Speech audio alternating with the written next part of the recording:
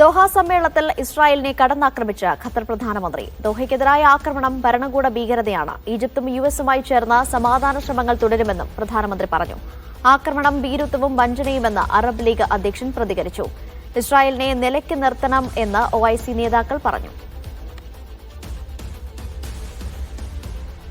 Abbas കൂടുതൽ വിവരങ്ങൾ നൽകാനായി ചേരുന്നുണ്ട്. അബ്ബാസ്, ഇന്ന് ലോകത്തിന്റെ കണ്ണുകൾ അത് ദോഹയിലേക്ക് തന്നെയാണ്.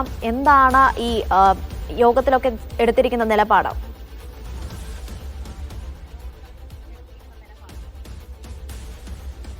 അനീഷ, ഇന്ന് ദോഹയിൽ ഈ അറബ് ഇസ്ലാമിക രാഷ്ട്രങ്ങളുടെ ഉച്ചകോടിക്ക് മുമ്പായിട്ടുള്ള പ്രിപ്പറേറ്ററി സമ്മേളനം നടന്നു. അതിൻ്റെ പ്രാരംഭ സമ്മേളനം നടന്നു. അതിൽ അറബ് ലോകത്തെ വിദേശകാര്യമന്ത്രിമാരാണ് പങ്കെടുത്തത്. നാളെ നടക്കുന്ന അടിയന്തര ഉച്ചകോടിയിൽ കരട് പ്രമേയം അവതരിപ്പിക്കും. ആ കരട് പ്രമേയത്തിൽ ഇസ്രായേലിനെതിരെ കരട് പ്രമേയം അവതരിപ്പിക്കും. ആ കരട് പ്രമേയവുമായി ബന്ധപ്പെട്ട ചർച്ചകളാണ് നടന്നത്. ഇൻഡോർ ചർച്ചയായിരുന്നു. മാധ്യമങ്ങൾക്ക് പ്രവേശനം ഉണ്ടായിരുന്നില്ല. നമ്മൾ ഇപ്പോൾ ഉള്ളത് ഇവിടെ ഈ ഷെറാട്ടൺ ഹോട്ടലിനടുത്തുള്ള ഖത്തർ കൺവെൻഷൻ സെൻറ്ററിലെ മീഡിയ സെൻറ്ററിലാണ്. അവിടെയാണ് എല്ലാ മാധ്യമങ്ങളും നിലവിൽ ഇപ്പോഴും ഉള്ളത്. ഇന്ന് ഒരു പത്രസമ്മേളനം നമ്മൾ പ്രതീക്ഷിച്ചിരുന്നെങ്കിലും ഇന്ന് ഉണ്ടായില്ല. അൽ ജസീറയാണ് ഇതുമായി ബന്ധപ്പെട്ട വാർത്തകൾ റിപ്പോർട്ട് ചെയ്തത്. അതിൽ പ്രധാനമായിട്ടും മൂന്ന് ആളുകളുടെ പ്രസ് മീറ്റാണ് ദൃശ്യങ്ങളാണ് അവർ പുറത്തുവിട്ടത്. ഒന്ന് ഖത്തർ പ്രധാനമന്ത്രിയുടേത്, മറ്റൊന്ന് OICയുടെയും മറ്റൊന്ന് അറബ് ലീഗിൻ്റെയും പ്രതിനിധികളുടേത്. ഈ മൂന്ന് പേരുടെ പ്രസ്താവനകൾ, ഈ മൂന്ന് പേരുടെ സംസാരങ്ങളാണ് അൽ ജസീറ പുറത്തുവിട്ടിട്ടുള്ളത്.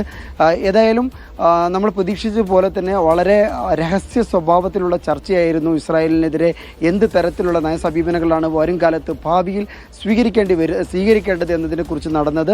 അതുകൊണ്ട് തന്നെ കർശന മാധ്യമ വിലക്ക് ഇവിടെ ഉണ്ടായിരുന്നു. ഇതുമായി ബന്ധപ്പെട്ട ചർച്ചകൾ ഏതെല്ലാം തരത്തിൽ എന്തൊക്കെ നടന്നു, ആരെല്ലാം എന്തെല്ലാം പറഞ്ഞു എന്നുള്ള കാര്യത്തിൽ നമുക്ക് ഒരു തരത്തിലുള്ള വ്യക്തതയുമില്ല. എന്നാൽ നാളെ നടക്കുന്ന ഉച്ചകോടിയോടുകൂടെ അക്കാര്യത്തിലൊരു വ്യക്തത കൈവരുമെന്ന് പ്രതീക്ഷിക്കാം. ഇന്ന് ഖത്തർ പ്രധാനമന്ത്രി പ്രധാനമായിട്ടും ചൂണ്ടിക്കാണിച്ച രണ്ട് കാര്യങ്ങൾ സുപ്രധാനമാണ്. ഒന്ന് ഇത് ഖത്തറിൻ്റെ പരമാധികാരത്തിന് മേലുള്ള ആക്രമണമാണ്. ഈ ആക്രമണത്തെ നിശബ്ദമായോ നിന്ദ്യമായോ നോക്കി നിൽക്കാൻ ഖത്തറിനാകില്ല എന്ന് അദ്ദേഹം അർത്ഥശങ്കക്കിടയില്ലാത്ത വിധം പ്രഖ്യാപിക്കുകയുണ്ടായി. ഈ ആക്രമണത്തിനെതിരെ UN അപലപിച്ചത് അതിനെ ഞങ്ങൾ ഖത്തർ രാജ്യം അഭിനന്ദിക്കുന്നു എന്നുകൂടി പറഞ്ഞു. അതോടൊപ്പം ചേർത്ത് വായിക്കേണ്ട മറ്റൊരു സംഗതി, ഈ ആക്രമണം നടന്നത് മധ്യസ്ഥ ശ്രമങ്ങൾക്ക് മേൽ കൂടിയാണ്. ഈ ആക്രമണം മധ്യസ്ഥ രാഷ്ട്രം എന്ന നിലക്ക് ഖത്തറിൻ്റെ ആഗോളതലത്തിലുള്ള ഖത്തറിൻ്റെ മേൽവിലാസം അതിനു കൂടിയാണ് മുറിവേറ്റിട്ടുള്ളത് എന്ന് അദ്ദേഹം പറഞ്ഞു വെക്കുന്നു. അതുകൂടാതെ അടുത്ത ഒരു പോയിന്റാണ് വളരെ പ്രധാനപ്പെട്ടത്. ഇതുകൊണ്ടൊന്നും മധ്യസ്ഥ ശ്രമങ്ങളിൽ നിന്ന് ഖത്തറിനെ പിന്തിരിപ്പിക്കാൻ ആർക്കും സാധ്യമല്ല.